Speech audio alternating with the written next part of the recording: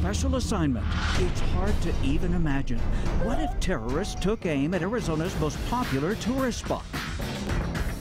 Big crowds like those at the Boston Marathon, so tempting for terrorists. Experts here know the Grand Canyon is an Arizona bullseye. And that's why 2 days before those bombs exploded in Boston, an amazing thing happened at the canyon. And our Liz Kotelik caught it all on camera while on Not on Your Side special assignment. And Jen, this is a rare look at what could happen if disaster did strike in such a rugged place. Victims tumbling over the side, rescuers scrambling to save them.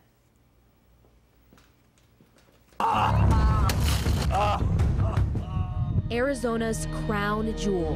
Help! Filled with terror and tragedy. One guy who's down over here. It's a disaster drill like Arizona has never seen before. It's bleeding! This time, no terrorists, but the scene is still gruesome. A tour bus crashes into two cars so close to the canyon that tourists have been pushed over the rim. Scattered. 47 helpless survivors hanging on for dear life. The local authorities arrive and quickly realize they need the military's help. We're trying to create a problem so that they can all work together, and then we can capture one big lessons learned database that we would spread out to the community. And this Grand Canyon rescue test is so big, it took over a year for Davis Munthin to get ready. And it's only one part of an almost $2 million exercise called Angel Thunder. The ultimate goal is to save human life. Rescue teams and hospitals in Boston do drills like this every year.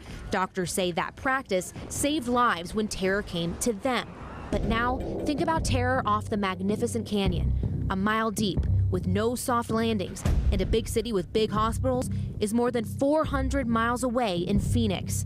There's triage on the rim, but others are not so lucky, hanging precariously from the canyon's crevices, relying solely on a complex system of ropes and manpower.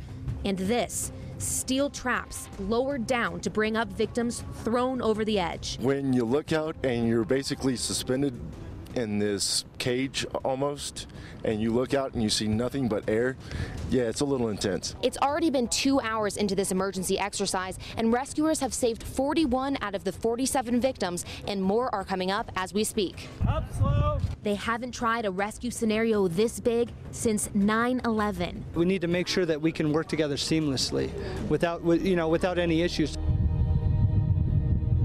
Beyond the chaos, solitude, the immense beauty of the canyon attracts millions every year. But disaster here, like everywhere, is always just one crash, one terrorist away. And now these teams, at least, are one step closer to being ready when disaster strikes. Now, it's clear that everyone from Davis Munthin is really taking this disaster training very seriously, and it's all thanks to taxpayers, you, who are spending millions of dollars to get them ready for the worst. That's the kind of thing you never want to think about. No. You know, you never want to have to visualize that, but like you said, you just never know when it could happen. It's good to know that they're working to be prepared. Absolutely, Yeah. and they were preparing in Boston for that too, so. Yeah. Thank you. Appreciate it. Stay with us. We're going to be right back with a look at the weather.